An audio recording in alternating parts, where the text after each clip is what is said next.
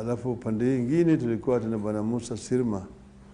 Kwa hivyo tukitumia hao watu wote tulijaribu tukaweza kuweka watu pamoja na tukafaulu. Na vile wewe unavijua tukawa na serikali ya mseto kwa sababu yale ambayo yalifanyika.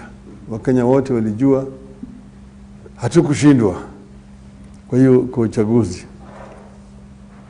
Lakini tukalazimishwa kugawanya, tukawa katika serikali ya mseto. Na mimi nilitoa viti mingi zaidi, nikapatia upande ya bonde la ufa mawaziri 5. Kule pale Nyanza nilipeana 4 na Western vile vile namna hiyo. Na tukafanya kazi pamoja na vizuri sana wakati huo. Kawaida kama nyumba pale ambaye kuna watu wengi mpaka kuwe na tofauti saa nyingine. Watu saa nyingine wanaweza kubishana hapa na pale. Lakini hiyo ilikuwa ni hapa juu viongozi, sio wananchi. Mtu akifanya makosa pande hii, akikosolewa namna hii, anarudi kusema mimi ni nabaguliwa. Lakini kawaida tulifanya kazi nzuri na kwa hiyo serikali ya mseto. Na yale tuliyofanya inaonekana na Wakenya wanajua. Kila mtu hawezi kukataa nikisema ati hiyo ndio ilikuwa serikali nzuri zaidi ambayo Kenya imepata tangu uhuru. Yes, asante sana Prime Minister. Naitwa Nifasa Lagat na nataka nigusie sana azimio la umoja ambao ni jambo ambao umeongelea sana. Tumekuwa na ukifanya mikutano na vikundi mbalimbali, makabila mbalimbali na watu tofauti. Lakini huyu mtu wa Kalenjin anajiuliza, je, uko na mipango gani kati yao, kwa sababu hatujaona ukiongea nao, hatujaona ukifanya mikutano nao katika azimio lako la umoja. Je, jamii ya Kalenjin iko wapi? Mimi nimesema azimio la umoja nilizindua Nakuru. Na nikasema ni wito kwa Wakenya kuungana pamoja. Tusahau tofauti yetu ya kikabila. Tujenge ile kitu inaitwa Ukenya. Naiga mfano ya hayati Mwalimu Julius Kambarage Nyerere, ambaye alifundisha watu wa Tanzania wasahau mambo ya ukabila, wajiunge pamoja kama wa Tanzania, na hiyo kitu inaitwa Utanzania. Na mimi nasema hiyo ndio iko katika taifa letu. Taifa letu bado imegawanyika kwenye msingi ya kikabila. Mtu akisikia tu jina yako namna hii tayari anajua huyu hatakikani. Ikiwa kama umeenda kufanya interview kutafuta kazi, jina yako itaweza kupatia kazi au itaweza kukosea wewe kazi. Ndio sababu kuna chuki mingi sana baina ya watu wetu hapa. Unakuta mtu analia ati yeye alikuwa hapo mbele, anakuja amepitiwa na watu wengine ambao wametoka chini kwa sababu yeye atoke kwa kabila ya mkubwa. Hayo taifa hawezi kuendelea mbele kama kuna ubaguzi ya misingi ya kikabila. Sasa mimi pale Nakuru niliongea na nikasema nitazuru pembe zote za Kenya. Niongee na Wakenya, niwaeleze kinagobaga ni yale ambayo ni kitu gani tunaweza kufanya tumalize tuunganishe Wakenya ili tuweze kupata maendeleo ambayo waanzilishi wa taifa letu walikuwa wanataka, yaani kutimiza ndoto ya Kenya. Sasa tulipotoka Nakuru tulipanga sasa kuzuru Kenya kwa maeneo, na tukaenda huko Nyanza, tukaanza huko. Lakini wakati huo ndio janga ya corona ikawa imeenea sana, na serikali ikatangaza hali ya hatari. Tukaambiwa sasa hatuwezi kuendelea mbele na hizo mikutano. lakini ilikuwa tukitoka huko Nyanza tuende mkoa wa Magharibi, tuende Pwani, tuende huko kaskazini mashariki, turudi Bonde la Ufa na kadhalika. Kwa wakati huu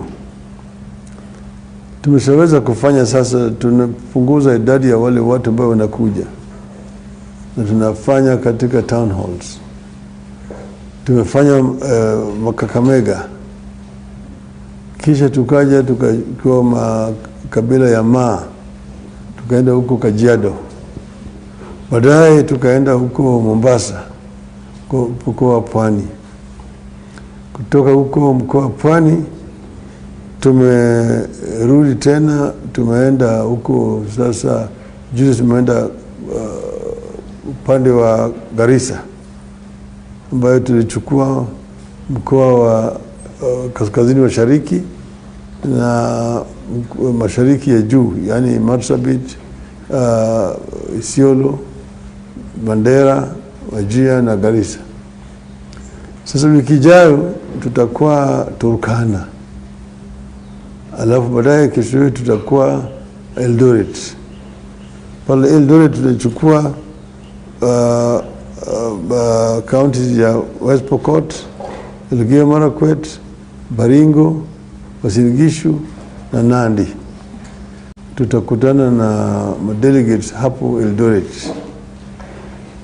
Kutoka hapo tutafanya Nakuru, Bomet na Nakuru. Kisha baadaye sisi tutaenda huko Ukambani. Alafu lakini kabla hayo tutakuwa tumeenda Meru, Embu na Tharaka Nithi. Alafu Ukambani kisha tutakuja kufanya upande wa mlima wa Magharibi. Tukimalizia hapo tutaingia Nairobi. Hapo itakuwa ni mwisho. Na yale yote tutafanya nimaliza mwezi huu wa Oktoba. Kwa hivyo tuko na program ambayo rundikana kabisa. Lakini mimi na hakika kwamba tutamaliza. Hiyo ndio nipe wenzangu hapa. Azimio la umoja ni jambo nzuri sana, ni wazo nzuri. Lakini sijui utafanya aje ili kuhakikisha kwamba hilo dream, hilo ndoto inaenda vizuri, kwa sababu majuzi mkiwa na mkutano hapa Nairobi katika hoteli moja, nisikia kiongozi mmoja akiongea na watu aliongea kana kwamba analenga jamii fulani katika mambo, kwamba wanaleta mafurugano. Je, utafanya aje ili kuhakikisha kwamba hilo ndoto linaenda vizuri na watu ambao mnatembea nao wanapeana mambo ambayo yanastahili? Yale sisi tunafanya ni mafunzo kwa watu wetu, kuonyesha kwamba hii Kenya ni ya watu wote. Tuko hapa na makabila 46 na kuna mtu ambaye amekuja hapa Kenya kwa mwaliko ya mtu mwingine. Kila Mkenya yuko hapa kwa haki yake. Kwa hivyo mpaka sisi tuheshimiana na tupendane. Hiyo ndio msingi ya maendeleo katika taifa letu. Tena tunawaambia ati nchi iko na karibu kila kitu ambayo inahitajika nchi hii iwe imeendelea zaidi. Kenya inacheza kimaendeleo katika ligi ile ambayo haitakikani acheze. Ni kama wewe unacheza kwa Division 3 huku chini. Na Kenya tunasema inaweza kucheza kwa Super League. Kila mara kwa mara watu tunapoongea wanaongea kama Kenya ni mtoto ambaye alikuwa amelemaa, hawezi kukua, ni kama anakuwa na huruma na Wakenya. Lakini sisi tunasema tumepoteza wakati. Kwa sababu bado sisi tuko hapa. Rika zetu walitoka wameenda mbali. Na sisi bado tuko hapa tunang'ang'ana mambo ya kikabila. Alafu ndio sababu hiyo ufisadi imeingia. Ufisadi imeingia, imemea kabisa. Sasa unakuta mtu anaruka hapa na pale, amebeba pesa mingi zaidi ambayo ameiba. Akikuja pande ile sisi tumeshangilia. Hiyo ni kitu ambayo hatutaki. Ndio sababu tunaambia leta hii mambo ya azimio ya umoja wa Kenya waungane, ili kama unaona ndugu yako amefanya makosa useme angalau amefanya yeye ni kabila yangu, ni mtu yangu, hata kama yeye ni mwizi anaiba na kuja kugawa na sisi. Hiyo Kenya haiwezi kuendelea mbele namna hiyo. Naam, naitwa Winnie Cherono kutoka Kitweka. Niko na swali kuhusu BBI. Mahakama ni kama ilizima ndoto ya kubadilisha katiba. Ulichukulia vipi? Sisi tulisema hatukukubaliana na uamuzi wa mahakama, lakini tuliheshimu kwa sababu hiyo ni demokrasia, na tuko na mahakama wao wanaangalia sheria hapa na pale. Lakini saa ingine waenda kwa mahakama wao wanafanya mna hii, ukienda kwa mahakama nyingine wanasema ile mahakama ilifanya makosa. Kwa hivyo siwezi kukubali ya kwamba hiyo ndio sheria. Ndio sababu naona mkuu wa sheria ameenda kwa mahakama ya juu, yani Supreme Court, kutafuta maoni yao. Manake watu wengine wanaweza kucheka ati Mungu nimefanya hii sio nini, hawajui yale athari ambayo wanapatia wa Kenya. Manake ikiwa kama hiyo uamuzi ya mahakama ikiwachiliwa namna hiyo, hakuna wakati mwingine ambayo Wakenya wataweza kubadilisha katiba ijapokuwa kwa ruhusu ya mahakama. Manake kama unaambiwa ati kutafuta sahihi, ati kuna njia ya kuangalia sahihi nini, sahihi ni sahihi, ni mtu ameweka na ni milioni moja. Uweze kwenda ati unaangalia moja moja, itachukua mwaka mzima. Na sisi tumesanya masahihi milioni 4. Wanasema kulikuwa na makosa. Wanasema atio hatukushauri wananchi. Na hiyo tume ambayo tuliweka, hiyo jopo kazi, ilizuru Kenya mara 2. Imeenda kwa counties 47 mara 2, wakifanya town hall meetings kila mahali. Na baadaye sisi tukafanya mikutano. Tulienda kwanza huko Nyanza, tukakutana na watu huko Kisii, na tukafanya mkutano wa hadhara. Tukaenda Kakamega, watu kutoka mkoa wa Magharibi wamekuja hapo kwa Buhungu Stadium, tukafanya mkutano mhadhara. Tukaenda Mombasa, Mama Ngina Drive, wapwani walikuja kutoka pembe zote, tukafanya mkutano hapo. Tukaenda Kitui kuongea na Wakamba. Kutoka pale tukaenda Narok, tukaongea na Ma. Kutoka pale tukaenda Garissa. Kutoka Garissa tukaenda Meru. Ilibaki tufanye Nakuru na Eldoret, ambayo sasa tulizuiliwa na COVID ikazuka. Lakini wale watu ambao walikuwa nasanya maoni walileta maoni hizo hapa. Yote bado wanasema ati haitoshi. Sasa wewe unajiuliza ni nini itatosha? Naam, kuna yale masuala ambayo yanahitaji Mkenya wa kawaida katika hili BBI. Ni nini utafanya ili kuona kwamba yametekelezwa? Kwanza kama ile ya division revenue bill, yale pesa ambayo yatatumwa kufika serikali za kaunti, na ajira kwa vijana na kukuza uchumi wa nchi. Kulikuwa na mambo zingine ambazo zilikuwa hazitaji kubadilisha katiba, ambazo zilikuwa biliweko pale kama mabills zikipita ni sawa, lakini bado inaweza kupelekwa kwa bunge. Hii mambo ya ugavi ya rasilimali, wengine wanasema hapo ati wahitaji kubadilisha katiba ndio ufanye hiyo. Na mimi naweza kuambia wao hiyo ni uongo. Kila mahali katika ulimwengu hii mambo imeleta utata. Maana serikali ya juu inataka pesa mingi ibaki juu. Hata ukisema ati minimum, sahihi katiba inasema minimum ni 15%. Yani hakuna kitu ambayo inazuia kuenda juu ya hiyo, lakini hawaendi maana kwa sababu wao wenyewe wanahitaji ile pesa huko juu. Kwa hivyo tunasema haitakani iwachwe kwa discretion ya serikali, na serikali ya siku.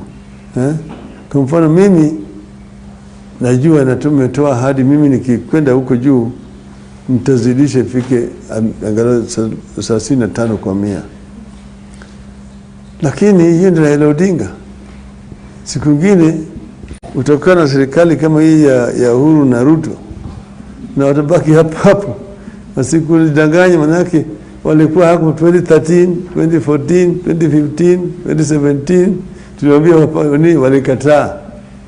Sasa watakwambia wewe ati siji handshake imebadilisha mambo.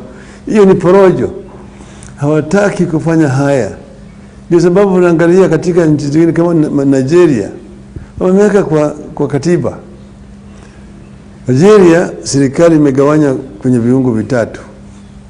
Iko local ambayo inapata 20%. Iko state inapata 35%. Alafu federal inapata 45%. Yani sasa 55% ya resources imegatuliwa, iko chini kwa state na county. Federal inabaki tu na 45%. Kwa hivyo sasa hiyo nchi yote imegatuliwa, na hiyo unaona maendeleo mingi inafanyika huko chini. Wakati huu pesa mingi inabaki hapa juu. Ile pesa ambayo inaenda kwa serikali za county, mingi yake inaenda tu kulipa mshahara ya wafanyikazi wa county. Ile ambayo inabaki ni kidogo sana kufanya maendeleo, kupanda ujenzi ya barabara na kadhalika. Sasa sisi tunasema tunataka tubadilishe hiyo. Na mimi mwenyewe nimeahidi wa Kenya kwamba nikipata nafasi nitafanya namna hiyo.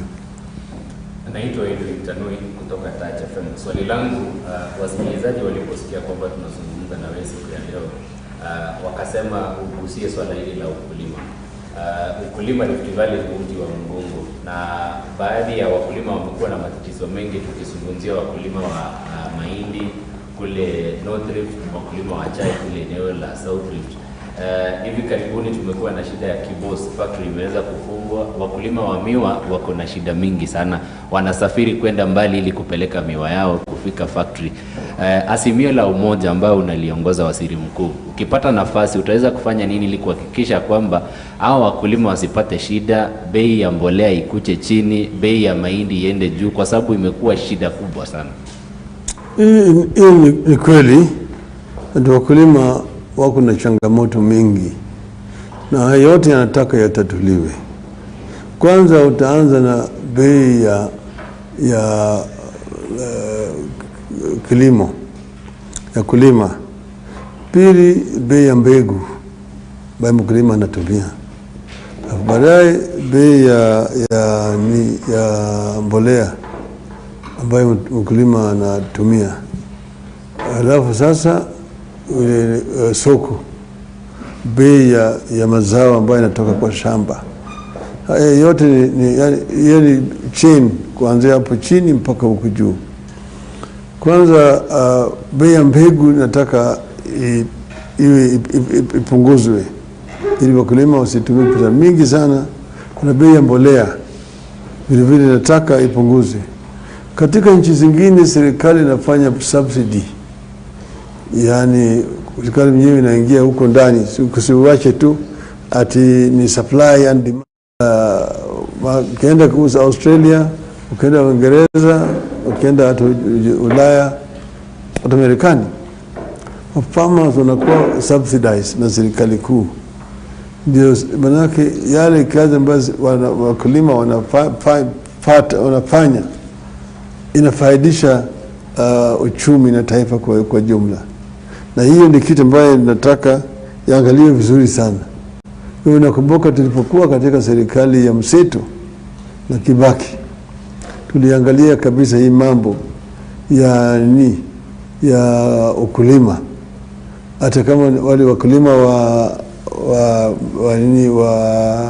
dari, unaona vile tulifanya. Tulikuja kupata kama KCC ilikuwa imekufa, tukafufusha na bei ya maziwa yenyewe ikaenda juu na wakulima wakafurahi.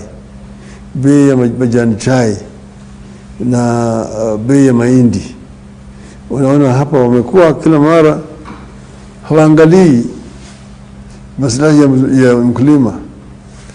Wanaleta mahindi kutoka Uganda, kutoka wapi, na inakuta kama sasa unakuta kama magala ya NCPB imejaa, na wakulima vile vile wamekwama na mahindi katika magala yao. Serikali haelewi, haijui. Sisi tulikuwa na kitu ilikuwa inaitwa NESC, National Economic and Social Council, ambayo ilikuwa ni kama kwa kimombo inaitwa think tank. Ilikuwa inasaidia serikali na ilikuwa inakutana kila quarter. Baada ya kila miezi mitatu tulikuwa tunakutana.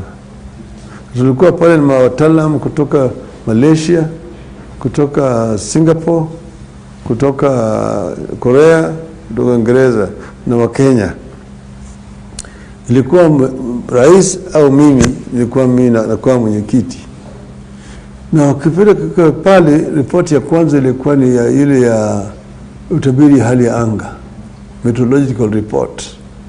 Miezi mitatu imepita na ile ambayo inakuja, na unatueleza vile hali ya anga iko.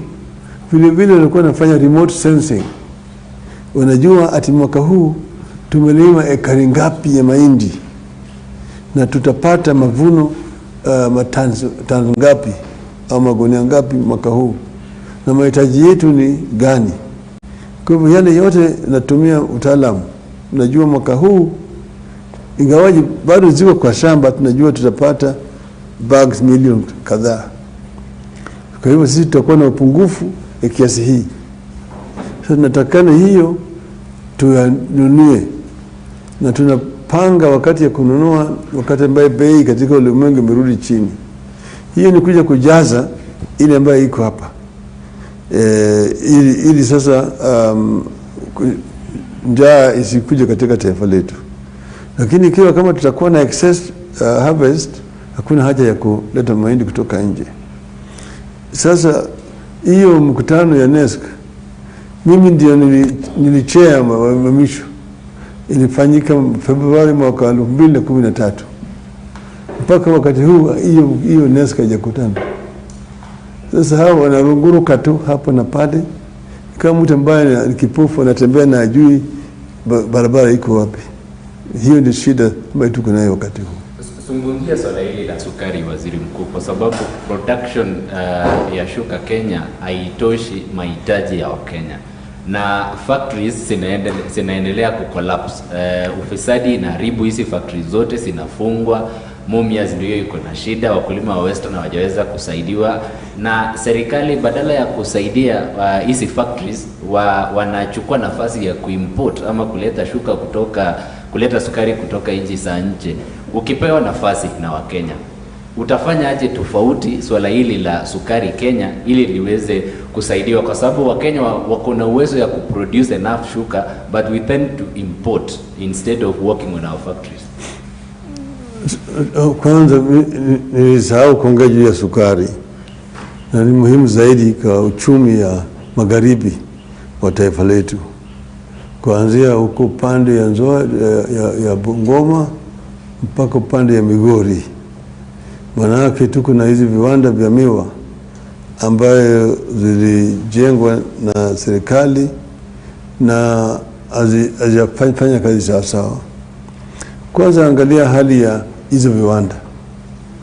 Vyote vina sheta na mkongojo. Ukianzia Nzoia, uingie Mumias, ukuje Miwani, uingie Chemelil, Moroni, uende Soni. Zote ngazi ziko, lakini siko katika hali mbaya Mingi zao sasa zimezeezeka, machines zinataka zifanyiwe overhaul au lete machine mpya. Hiyo ni ya kwanza. Lakini hata wakifanya kazi, cost of production inakuwa juu na bei ambayo wanatoka pale inakuwa juu. Sasa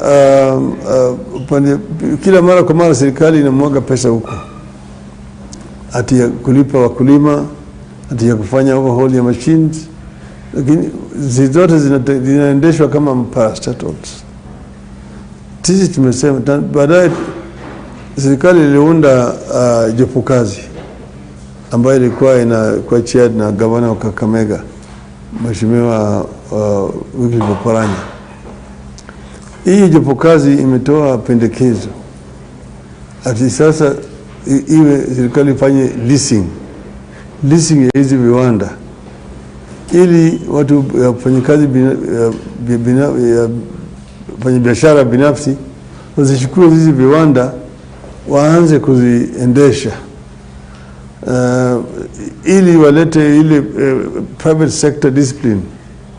Manake vile imekuwa kila mara kwa mara mkurugenzi inatolewa ati fulani ambaye alikuwa permanent secretary au sijui alikuwa nini katika parastatal hii, watu ambaye hawana ujuzi ya kuendesha biashara, kuendesha kama kampuni.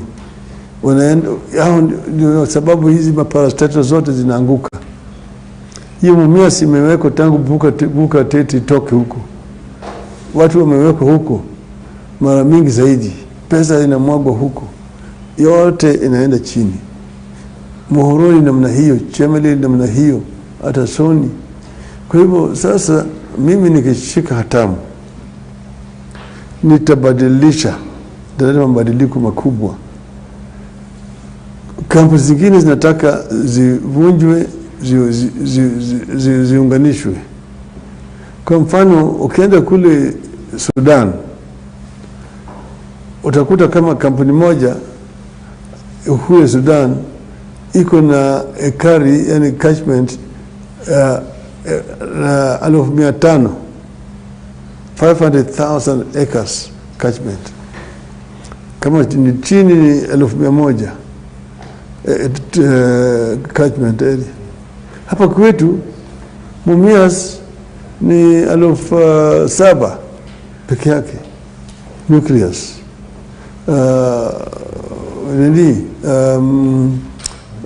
Moroni vile vile ni 500,000 sijui Chemelil ni 7,000. Ile ambayo ilikuwa iko na kubwa ni Miwani 10,000 nucleus. Hata Mumias haifiki huko, hata Soni. Sasa atingine wanadepend kwa outgrower, na hata hiyo outgrower ni kidogo sana. Tunatakana iwe na tuwe na yale maviwanda ambayo viko na crushing capacity kubwa, and hakuna catchment area vile vile ambayo inakuwa kubwa, ndio wanaweza kushindana katika COMESA. Wakati huu serikali inalazimishwa kufuata protection ya COMESA. Wanawake soko ikifunguliwa, sukari ambayo inatoka Zambia, inatoka huko Malawi, inatoka huko Swaziland, itajaa hapa. Lakini wakati huu kuna wale wafanyabiashara ambaye wana export hii situation ambayo iko hapa. Wao wenyewe wako katika hizo viwanda, na wao vile vile ndio wanakuwa ma exporters. Sasa wana exploit wananchi hapa. Hawataki hizi viwanda vifanye kazi vizuri, ili kuwe na upungufu, walete sukari kutoka nje. Wakati hii kwa mfano tunaleta sukari kutoka Uganda. Ni aibu kubwa, maana Uganda ilikuwa inaleta kuchukua sukari kutoka Kenya. Sasa Uganda iko na self sufficient kwa sukari.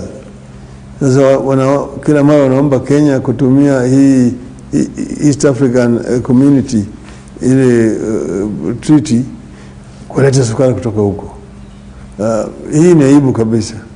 na mimi na hakika tunaweza kutosheleza mahitaji wetu kwa upande wa sukari, kama viwanda hivi zote vitakuwa vinafanya kazi at maximum capacity. Ukianza Sony mpaka Nzoia, hakuna sababu ya sisi kuimport, tunaweza kuexport sukari. Waziri Mkuu, kwa majina ni David Bet kutoka kwa Masisi. Mwaka 2007 jamii ya Rift Valley, jamii ya Kalenjin ikakupa kura zote, kama kuna zile zilipotea ni chache. Kabla ya mula wenu wa 2013 kukawa na mambo na Mau, msitu wa Mau. Wanauliza, je, Raila Odinga akipewa nafasi mwaka huu, mwaka 2022, tutarudi pale pale? Mambo na Mau iko vipi Raila?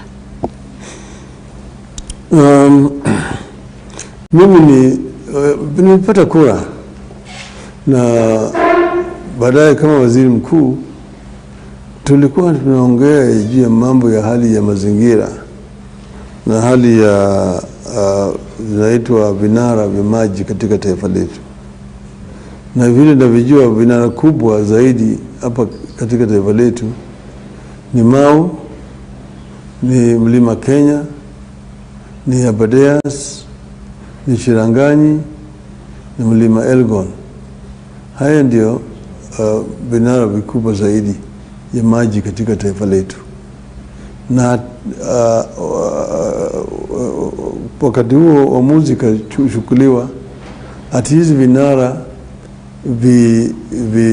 vilindwe, ili tusije tukafika katika kiwango pale ambaye Kenya inaweza kuanza kuwa kama jangwa.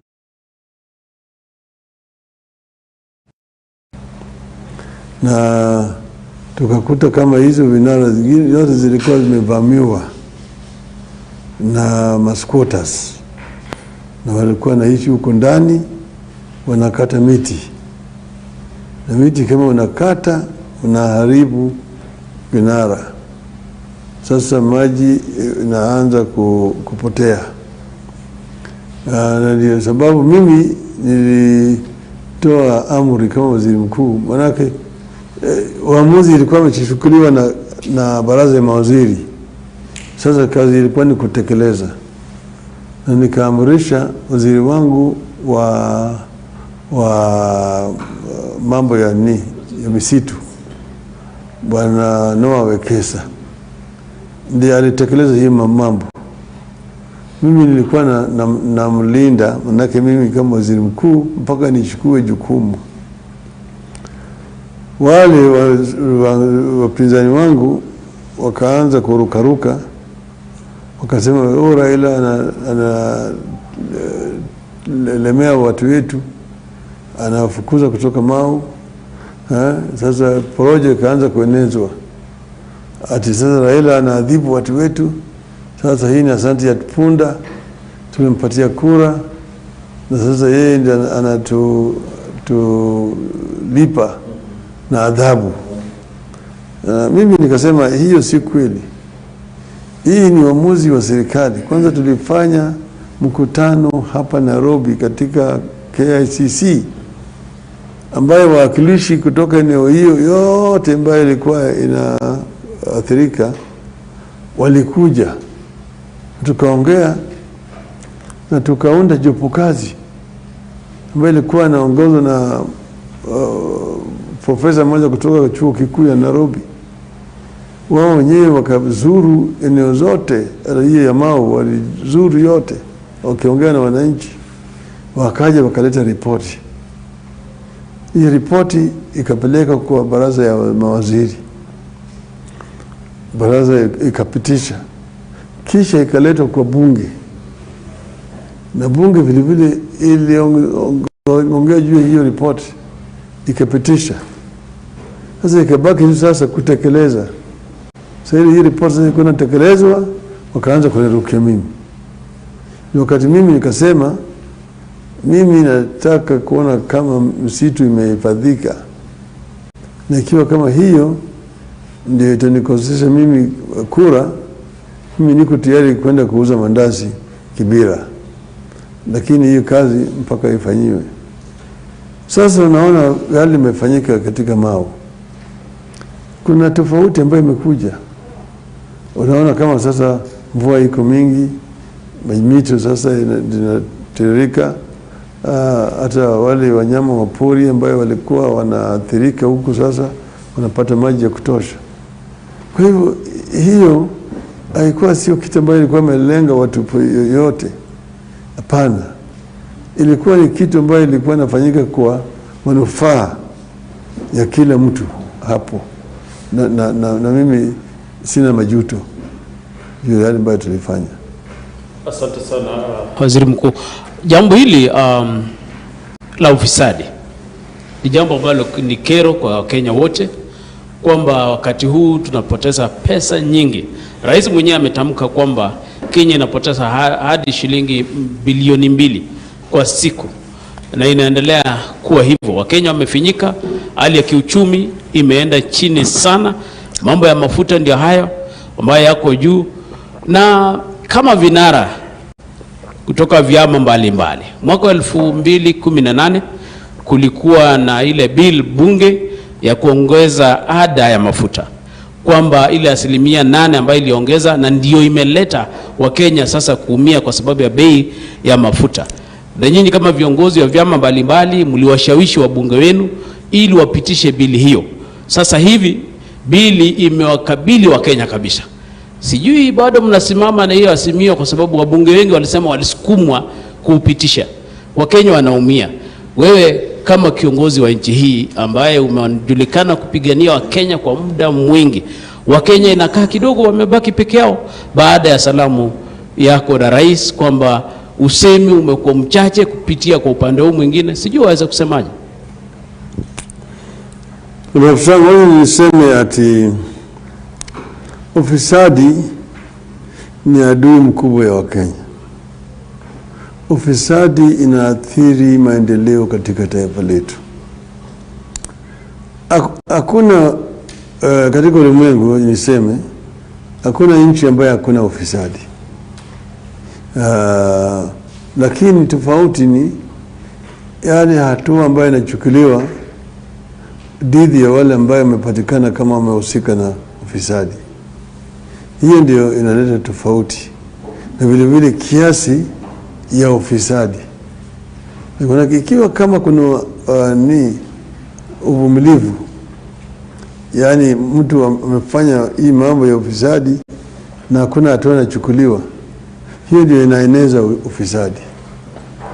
Tumefika katika kiwango Kenya hii ambaye ufisadi sasa imekuwa ni kama kawaida, hadi ya maisha. Mtu ameiba na kija namna hii, yeye anakuwa sasa yeye ndio ni shujaa. Yeye ni shujaa. Yani sasa kama kwa mfano walirudisha hii mambo ya harambee. Wakati tulikuwa na Kibaki tulipiga marufuku harambee. Maana harambee ni msingi ya ufisadi. Mtu anakuja pale ameiba huko pesa, ufisadi ni wizi tu. Na akitoka hapo ni anapigiwa, anashangiliwa. Hakuna mtu ambaye anauliza huyu jamaa ametoa wapi. Sasa ile ambaye ameenda pale anaenda yeye mbamba kama shindano.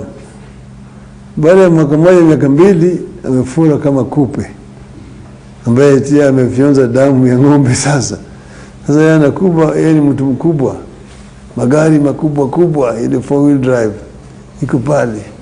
Amejenga nyumba pale ilikuwa kama palace.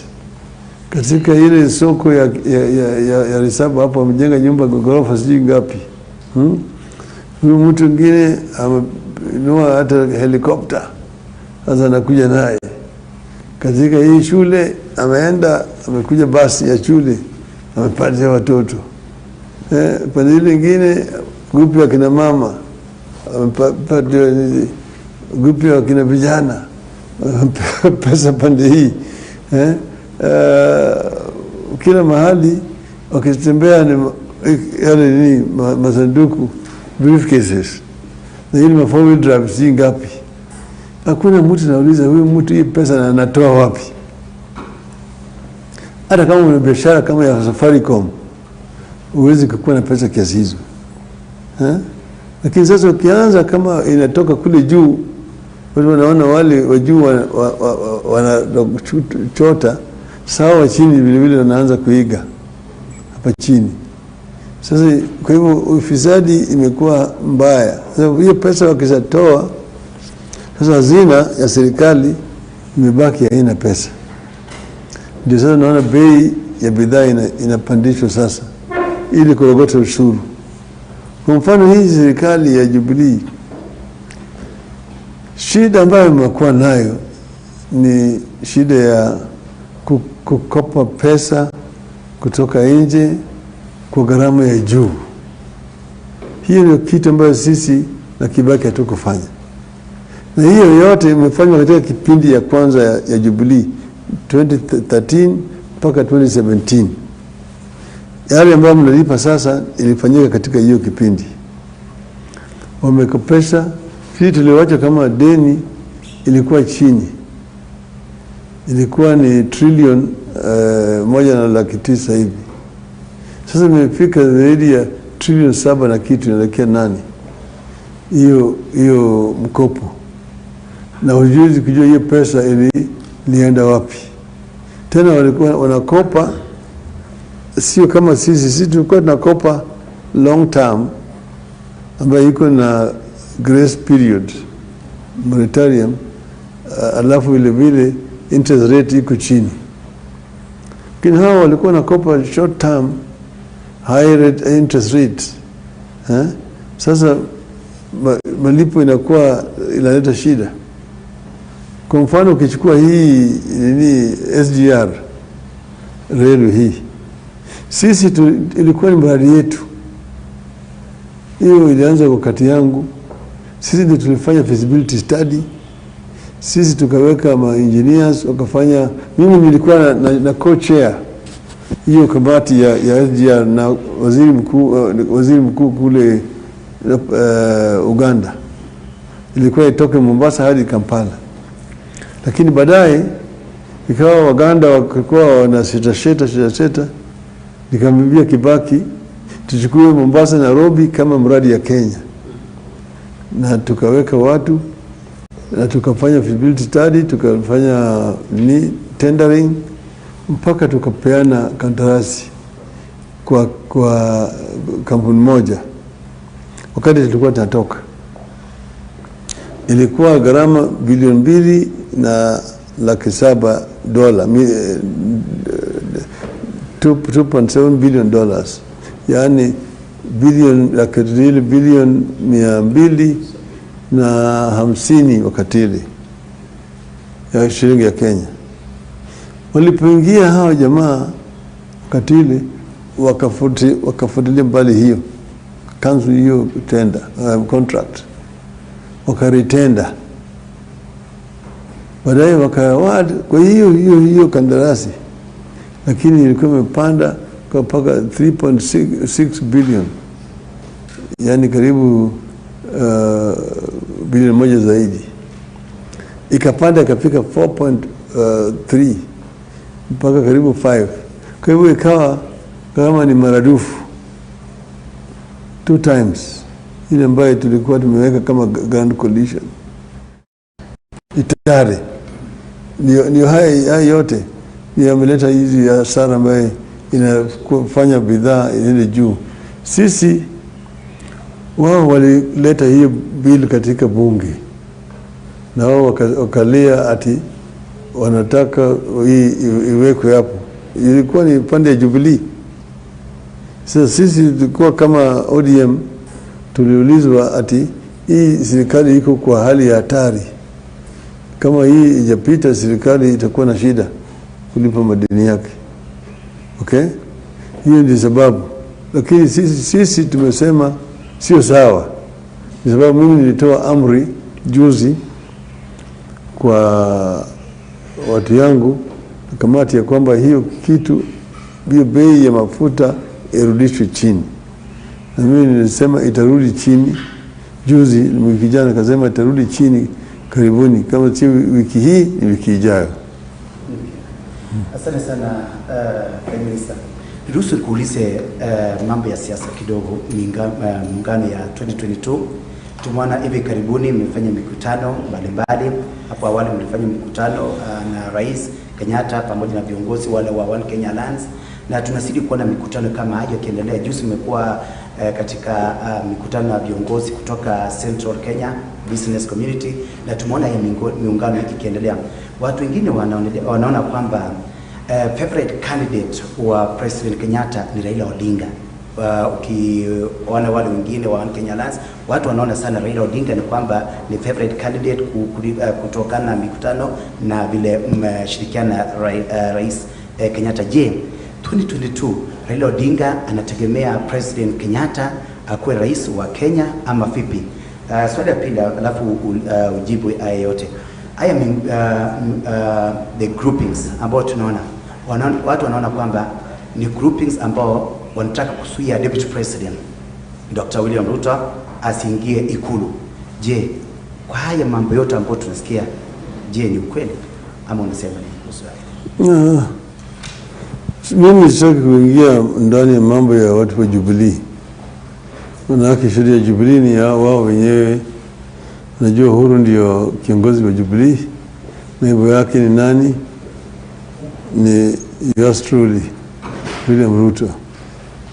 Kwa hivyo hiyo mambo yao ya ndani nisitaki kuingizwa huko. Mimi niko pande hii, na nilisema sijaamua kama nitasimama au sitasimama. Nitafanya ushauri na Wakenya, na nikimaliza hiyo ushauri yangu na Wakenya nitafanya uamuzi. Okay? Unaona sasa nimekwambia wewe nimebaki na kama 3-4 hivi nimalize, alafu mimi nitatoa uamuzi. Okay? Sasa Bwana William Ruto ako katika kinyang'anyiro, tayari ametangaza na anazuru nchi hapa na pale, anauza sera zake kwa Wakenya. Mingine mimi nimesikia mambo ya kutoka chini juu na kadhalika. Hiyo ni haki yake kama Mkenya kuwania kiti cha urais. Hakuna mtu anaweza kuzuia mtu yeyote asiwanie. Lakini kama vile atakuwa, kuna wengine, juzi Gideon Moi ametangaza, Kalonzo Musyoka ametangaza, Musalia Mudavadi ametangaza. Hiyo ni haki yao. Hiyo ni demokrasia katika taifa letu. Ni kama wewe unazuru, unafanya kampeni mpaka juu ya kwamba kuna wengine watakupinga. Utakuwa na pingamizi. Ati wewe unasema hii na hii si sawa, sio watu wanataka kuzuia wewe. Wanaona tu wewe ni mpinzani wao. Ndio sababu mpaka wakukosoe, wapate makosa na yale ambayo wanasema. Hiyo ni demokrasia. Hakuna ubaya. Watu wengi wamesema mambo mengi juu yangu na kadhalika. Na mimi na wasifu ati hiyo wanafanya vizuri. Unajua ukiwa kama unakimbia peke yako, huwezi kujua mambo vile unavyokimbia. Kama huko katika kiwanja mpira unacheza, wewe unajaribu bahati yako kabisa, unafanya yale unaona ni vizuri. Lakini utaanza kusikia kama wale mashabiki wanaanza kupiga kelele kwa coach. Toa Rafsan. Toa ndio sasa utajua kwamba gawaji ni jaribu yako zaidi, lakini haitoshi. Okay? Sasa hivyo. Lakini ikiwa kama unakimbia peke yako kwa muda mrefu, manake kama wamesema Ruto amekuwa anakimbia tangu 2017 kwa kiwanja, amekuwa anakimbia peke yake. Sasa kama unakimbia peke yako, umeshinda nani? Hakuna mtu ameshinda. Unajishangilia peke yako. Lakini sasa ukipata washindani, ndio utaanza kusikia uzito. Sawa sawa. Waziri Mkuu, baada ya kufanya handshake na President Uhuru Kenyatta, nafasi ya opposition ama upinzani Kenya tunaweza sema imekosekana. Hakuna mtu ambaye anaweza kukosoa serikali. Wakenya wanakutambua kwa siku mingi kwa kuweza kusimama na wao kwa matatizo mengi yanayowakumba na kuweza kukosoa serikali. Nafasi yako kwa sasa kwenye serikali ya Jubilee ni ipi? Wewe umesema wewe uko serikali ya Jubilee, bali nafasi yako ile ya kitabu ya kuonekana kukosoa serikali na kusimama na Wakenya kwa sasa huwa huonekani. Ufisadi umekuwa mwingi, hakuna mtu anasimama na kuzungumzia swala hili. Mimi sijafanya katika serikali ya Jubilee. Mimi sipati hata ndururu kwa serikali ya Jubilee. Na sina waziri wote wako pale, waziri ambayo walipendekezwa na rais na naibu wake. Wao ndio wako katika serikali. Sisi tuko katika upinzani. Sasa watu ambao kitu watu waelewi ni tofauti ya katiba tuko naye sasa na ile tulikuwa naye huko mbele. Katiba ile ambayo tulikuwa naye mbele huko ilikuwa iko serikali na upinzani katika bunge. Serikali inakaa pande hii na bunge na upinzani iko pande hii. Hiyo ni parliamentary system ya government. Lakini yale tuko naye sasa ni presidential system of government. Mawaziri hawako katika bunge. Wakati mbele tulikuwa na mawaziri katika bunge ambayo walikuwa wanauliza swali na wanajibu. Na nilikuwa waziri mkuu, kila wiki nilikuwa kwenda bungeni natoa taarifa ya serikali na uliza maswali na wabunge. Sasa hiyo ilitolewa. Sasa iko kitu inaitwa the majority and the minority. Na iko kitu inaitwa separation of powers. Yani iko executive, iko judiciary na iko legislature, bunge. Hiyo bunge iko na jukumu ya kukosoa serikali, yani oversight the government. Bunge kwa jumla, majority ni minority, kazi yao ni kuangalia serikali. Sio hakuna ati iko ruling party huku katika bunge. Bunge kwa jumla kazi yao ni ku oversight serikali, sababu wako na kamati ya bunge hapa na pale ambayo kila mara wanaita mawaziri na yao, manake mawaziri hawamo katika bunge. Hii system Wakenya wajazoea. Wakenya wajazoea hiyo mambo hii. Ndio sababu wanaangalia ati mbona Raila afanye vile alikuwa anafanya. Sasa wale wabunge wangu wako na jukumu ya ku oversight serikali kama wajumbe wa Jubilee. Vile wako na jukumu ya ku oversight serikali. Na hiyo ni haifanyiki vizuri. Manake wale wa Jubilee wanalala. Wapande yetu tukiwaambia mwingine wanauliza maswali hapa na pale katika bunge. Okay? Lakini wale majubilee ndio wako wengi katika makamati, zile oversight committees ambazo ziko pale. Okay?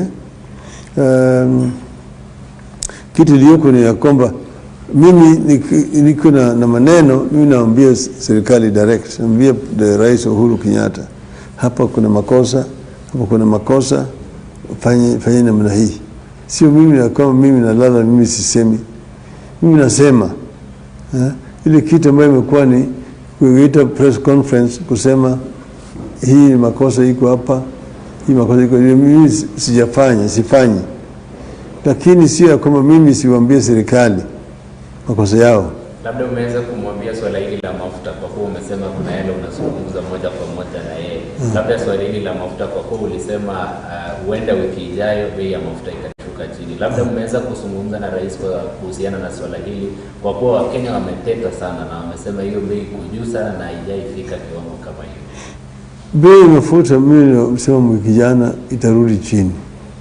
nilikuwa nimeshaongea na rais, nikamwambia hii si sawa, hii inaumiza wananchi na uchumi kwa jumla. Maanake bei ya mafuta kipanda, kila kitu inapanda.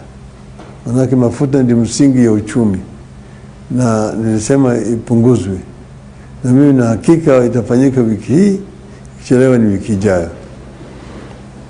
Na tukibaki kwa hilo swala, kuna utendakazi wa 3 arms of the government. Kuna lalama kwamba unapata upande wa executive, nyinyi kama wakuu wa serikali wanawashawishi wale wabunge wapitishe zile hoja ambazo zitaenda pamoja na serikali. Pale pia mahakama, ndio maana kwamba kuna mvutano kati ya hizi 3 arms of the government. Ni nini haswa inafaa kufanywa ili kuona kwamba kila arm of the government imetekeleza wajibu wake? Unajua serikali ina viungo vitatu, na inatakana hizi viungo vyote viwe vinafanya kazi. Bunge iko hapa na mahakama. Na vile vile bunge sasa wanajaribu kunatafuta pesa kuwa comfortable na kadhalika.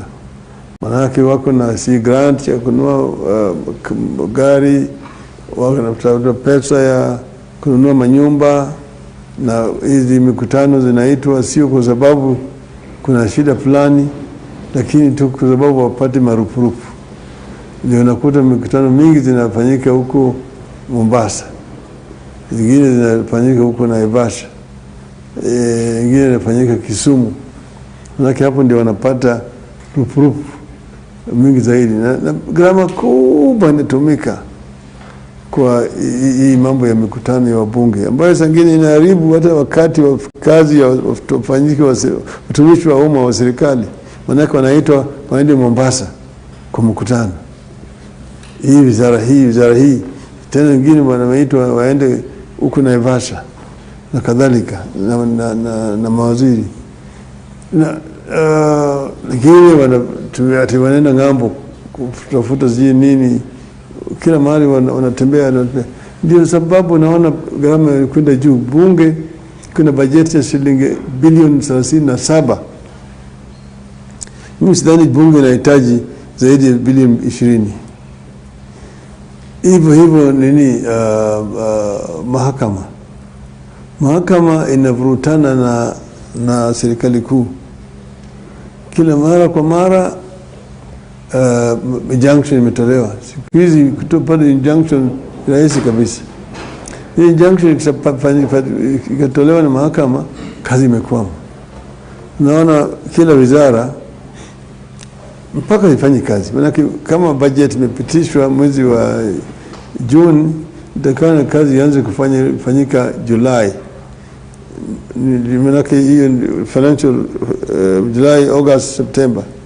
Ndio makandarasi ipewe.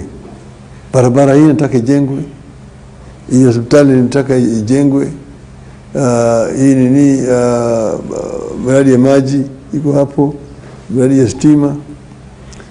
Sasa hizi mawizara wakifanya awadi ya kandarasi, yule contractor ambaye alipotea, manake tenders, kwanza procurement process ni iko very cumbersome. Inachukua kama miezi 3. Baadaye sasa, na wakipeana namna hii, kamati ya bunge imeingia, manake yule kandarasi ambaye imepotea hakufaulu, anakwenda kulalamika kwa bunge. Bunge imesimamisha hiyo ni ati inachunguza. Wao wanataka tu kitu. Wakimaliza namna hii, jamaa ameenda mahakama. Mahakama ametoa injunction. Wanatoa injunction bila kuita hata kumwambia serikali waje waleze pande yao, yani ex parte. Sasa hiyo kandarasi imesimama. Itachukua miezi 2-3 kabla hiyo kesi ijasikizwa. Ikisikizwa, ikiwa kama jamaa lose, sasa ni umefika mwezi wa April, May au June, utakuta wengine wanasema ati hiyo imekuwa cancelled, hiyo retender tena. Financial year inamalizika, hakuna kazi imefanyika, pesa inarudi kwa hazina ya serikali, kwa hazina ya serikali tena. Hivyo hii mambo ya ufisadi imezidi. Iko katika mahakama wanangoja yao, yani bunge pande hii, mahakama pande ile, executive pande hii. Hii inaathiri maendeleo katika taifa letu, na hiyo ni huduma ambayo mwananchi huwa anahitaji. Tunaona kwamba tumeona hii serikali ya Jubilee ni serikali ya kukopa, kuna madeni. Tutarajie nini kwa uongozi wa Raila Odinga? Kuongezea hayo ama kuongezea hiyo, waziri mkuu, tumekuwa tukijua Raila Odinga tangia kuna mageni ama are there new things we are waiting from Raila Odinga going forward? Umesema vizuri. Mimi najua kuna makosa ambayo yamefanyika hapa katika hiyo serikali. Kumekuwa na mvurutano pande hii na pande hii, na hiyo haiwezi kuleta maendeleo. Sisi tulikuwa na serikali ya mseto na Kibaki, lakini tulikuwa tunaketi chini, mimi na Kibaki tunakubaliana ya haya na haya na haya tunataka kufanya, alafu tunapeleka kwa baraza ya mawaziri, inapitishwa, tunapeleka kwa bunge, inapitishwa, alafu kila wizara ilikuwa inatekeleza. Ile ilikuwa ni serikali ya mseto, sio hiyo, haikuwa ni serikali ya Raila Odinga mwenyewe.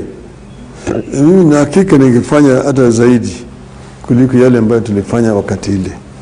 Mimi nimekuwa waziri mara 2. Nimekuwa waziri wa kawi, na yale mabadiliko nilileta katika wizara ya kawi yanajulikana. Mimi ndio nilileta hii mambo ya IPPs.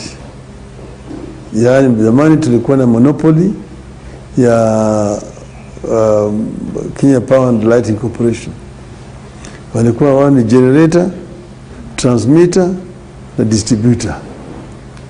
Mimi nilileta reforms, tukakawa na sasa KenGen, kisha baadaye tukaleta KETRACO, alafu sasa Power and Lighting umebaki kwa pande ya distribution. Sasa mnaona ma private generators wamekuingia. Mimi nilileta ile All-Power huko Olkaria, nikaenda ikawa ni the first independent power producer katika taifa letu, na hizi Aga Khan wakaleta ile yao huko Mombasa. Okay, alafu mimi nikasema rural electrification is an infrastructure, ni msingi, haichukuliwe vile ilikuwa inachukuliwa ati unatafuta ona vile wanaweza kupata pesa kwa gharama ambayo umeleta, yani return on investment. Wakati hili ilikuwa kama unataka stima pakwende kwa Nyayo ndio atoe kibali, Power and Lighting mulete kistima kwako. Mimi ndio nilitoa hiyo, nikaleta reform, nikasema rural electrification must be treated as an infrastructure. And you don't look at it in terms of return on investment. Wanaweza kuleta stima kwa soko, watu wanaanza biashara huko, it triggers development in the village, and that itself creates employment and wealth in that region. Ndio tukaanza kusambaza stima kwa nini, kwa sababu ni kwa barabara. Nimeleta reforms hizi ni Kenya Roads Board, KENHA, KERA, KURA. Mimi ndio nilizileta under my charge. Nilikuwa napingwa vilivyo, na nikasema zinaweza ku improve service delivery katili. Lakini sasa wakati ile hatukuwa na ugatuzi. Sasa ambayo tuko na ugatuzi, hakuna haja ya kera na kura. Tunatakana tuwe tu na Kenha. Tunatakana pesa iletwe katika huko chini. Hakuna haja ya serikali kuu iwe na barabara Kericho town au Eldoret town au Nandi town. Hiyo ndio iwe responsibility ya county government. Wakati unakuta ukienda Kisumu iko barabara ya national government ya kura. Mombasa iko namna hiyo. Sasa county government hawezi kufanya hizo kazi. Wakati huu mimi ninge ondoa kura na kera. Alafu tupeleke pesa mingi kule mashinani. Tupeleke kama 35%. Na tuwe kama national government tuna supervise the workings ya hizo county government. Tumalize ufisadi. Then wananchi watafaidika. Service delivery itakuwa vizuri zaidi. Hakuna supervision ambayo inaendelea. Wakati tulikuwa katika serikali, tulikuwa na efficiency monitoring unit ambayo ilikuwa inaangalia vile serikali inafanya. Alafu tulikuwa na performance contracting. Kila mfanyakazi alikuwa na sign performance contract. Alafu ilikuwa kutuko na evaluation ambayo inafanyika kila mwaka. Ilikuwa inatoa national government ilikuwa inakuwa evaluated, ministries, parastatals zote, all state universities ilikuwa inakuwa vetted, all local governments ilikuwa inakuwa vetted, and every year tulikuwa tuko na event hapo KICC. Tulikuwa na wizara 42. Tulikuwa kila mwaka number 1, number 2, number 3 mpaka number 42 in terms of performance. Parastatals namna hiyo, universities namna hiyo, local governments number 1, number 2, number 3 walikuwa napewa awards. Mimi nasoma, Kibaki iko pale anawapatiwa certificate na award namna hiyo. Sasa ilikuwa performance ili improve, lakini sasa hakuna kitu kama hiyo. Kwa hivyo hao ni wanatembea kama vipofu, hajui wanaenda wapi. Kwa dakika moja, waziri mkuu, unapanga kufanya kazi na nani mwaka wa 2022? Kwa kuwa kumekuwa na tetesi kwamba huenda kuna mipango ya kufufua ile timu ya NASA ili ufanye kazi na wao. Kwa kifupi tu, unapanga kufanya kazi na nani? Timu ambayo utaka kufanya kazi nayo ukielekea uchaguzi unaokuja ni upi? Nafikiri ili upate kujibu yote, maana na muda wetu umeyoma. Kulingana na hiyo tufanye kazi na nani? Je, kuna nafasi ya mwanamke kuwa naibu wa rais mzee Raila Odinga 2022? Mwisho kabisa, jambo ambalo linaendelea ya Pandora Papers. Je, unaweza comment nini kuhusiana na jambo hilo? Mimi ndio kusema ati nilipata katika hiyo mseto. Sasa yeye alitoroka na ameenda na kimbia huko. Mnaweza kutapatia mtu mwingine na mimi nitafanya naye kazi. Manake mimi bado ni RPB yule. Kufanya kazi na wewe, labda mnaweza zungumza na William Ruto kufanya kazi tukielekea 2022. Yeye anakimbia peke yake huko. Kwa hivyo na hiyo yake ni demokrasia yake, hakuna haki ya kukimbia. Sasa mkipatia mimi mtu ndio unauliza juu ya mama, sababu gani? Mimi kila mara naeleza Wakenya kwamba mama, kina mama wana haki kama mtu yeyote katika taifa letu. Makosa tumefanya na sababu hatujaweza kutekeleza ile ndoto ya waanzilisho taifa letu, ni kuacha wakina mama chini nyuma. Wamama wanatakana wawe katika mstari ya mbele katika maendeleo. Ukienda katika nchi ya Ulaya, wamama wako mbele. Angalieni huyu mama ambaye sasa anastaafu huko Ujerumani. alikuwa katika chuo kikuu ambayo mimi nilisomea hapo, na amekuja ameingia, amekuwa the best performing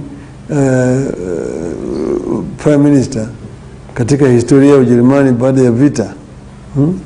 Kwa hivyo mimi niko tayari kufanya na Wakenya wote. Umeniuliza juu ya mambo ya makaratasi zi ya Pandora. Isi hiyo ni Pandora's box. Hii mambo ya accounts katika nchi za kigeni. Sioni kama kuna shida kuwa na account katika nchi za kigeni. Ijapokuwa ikiwa kama imekuwa ni ya fisadi, ijulikane wewe ulifungua hiyo account lini, ni kwa sababu gani, na pesa ambayo imeingia huku ilitoka wapi. Kwa hivyo mimi na hakika kweli itatoka. Uhuru tayari amesema amefurahi ya kwamba yale yametolewa, na yeye akirudi ataongea zaidi, ataeleza Wakenya yale ukweli ambayo iko juu hiyo. Na mimi nataka kila Mkenya ambaye ako na mambo kama haya ajitokeze. Na wengine wanalindwa na mahakama hapa, pesa wameweka huko nje, na hiyo pesa imekoma huko. Mimi najua nimekuwa kwa serikali na nimekuwa kuna inaitwa temptations mingi sana. Wafanya biashara wanakuja kwako, wanakuambia ukifanya hii na hii utapata hii, utawekewa hii huko, na mimi nimekataa.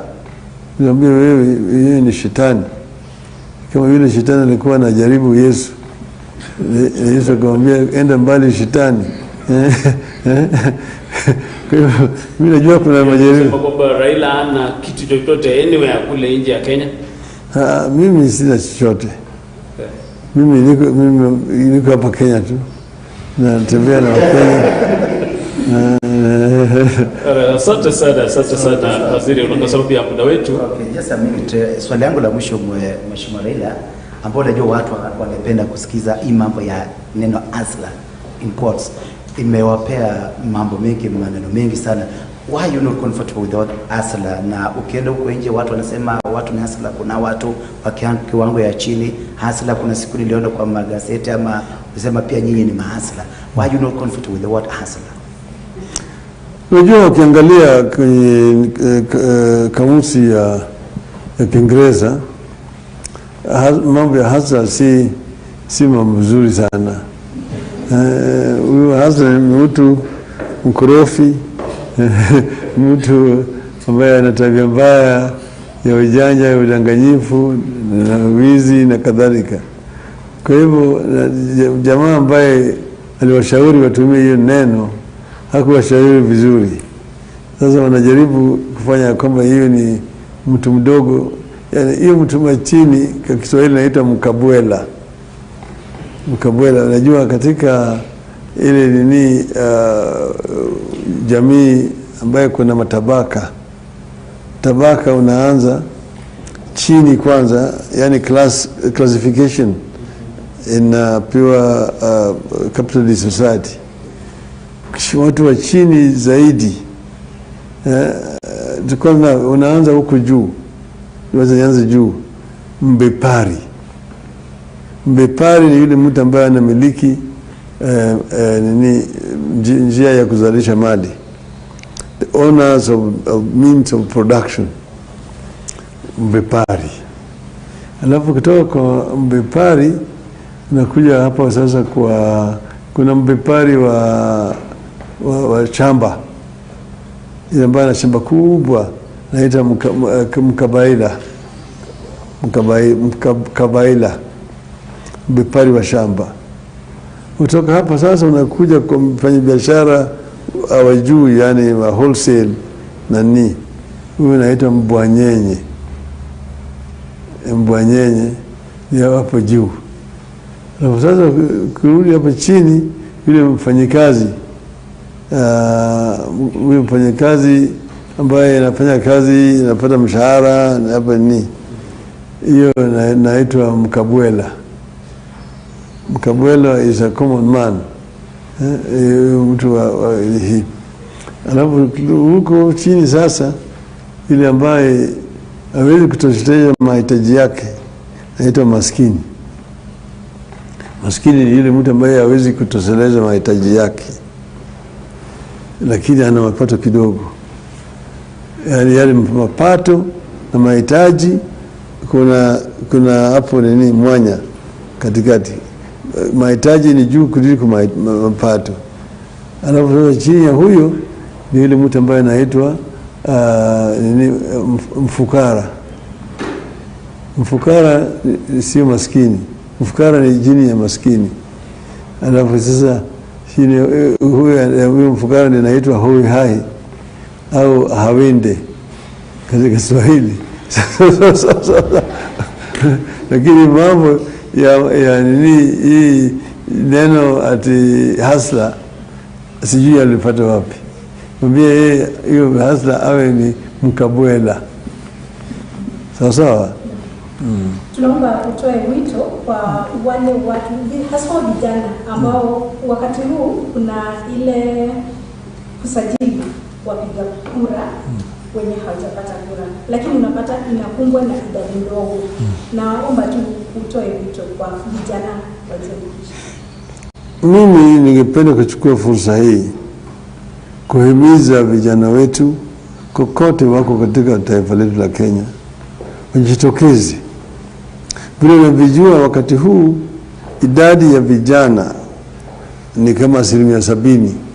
Wale watu ambao wako chini ya umri ya miaka 35. Hiyo idadi kubwa hiyo, wengi wao hawana vitambulisho. Unajua wengi wako chini ya miaka 18. Hawa hawana shida. Lakini yeyote ambaye ametimiza umri ya miaka 18 kwenda juu takikane awe na kitambulisho na jiandikishe kama mpigaji kura. Manake kura ndio itawezesha wewe kubadilisha utawala katika taifa letu. Na hiyo ni muhimu kwako zaidi. Kwa hivyo mimi nataka kutoa wito kwa vijana wetu wote kokote wako katika Jamhuri ya Kenya, wajitokeze, waende wachukue kura, wajiandikishe kama wapigaji kura. Hiyo inamaanisha kwamba uko na vitambulisho. Kwa na kitambulisho ni haki yako.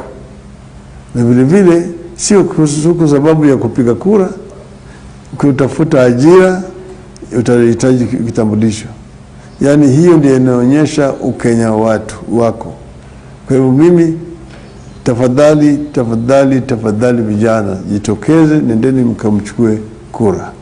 Asante sana kwa muda wako na nafasi hii ambayo tumepata kama vituo kutoka katika jamii ya Kalenjin ambao wanawatangaza katika lugha ya Kalenjin, na hii imekuwa ni siku bora. Natumai kwamba wakati tutakapotangaza rasmi kwamba huko katika uwanja huu wa kuwania kiti urais, tutatupa nafasi nyingine sasa tukuje tuseme mambo sasa ya kuingiliana na kura pale. Hadi sasa hapo tutasema kwamba waje tukamilishie pale. Nashukuru sana kwa muda wako na kukuombea mema kwa yote ambaye unapambana nayo. Tumekuwa naye Bwana David akiwa katika kituo cha Kongasis, Elfas, Chamge FM, Edwin, Touch na Winnie kutoka Kitwek. Mimi ni Joshua kutoka kituo cha Emo, tukisema wasikilizaji na watazamaji wetu asante sana kwa muda ambao kuwa nasi. Barikiweni na tuzidi kuwa wa Kenya. Asante sana Absang, na tusema asante sana na Kongoi Missing. Amen. Asante.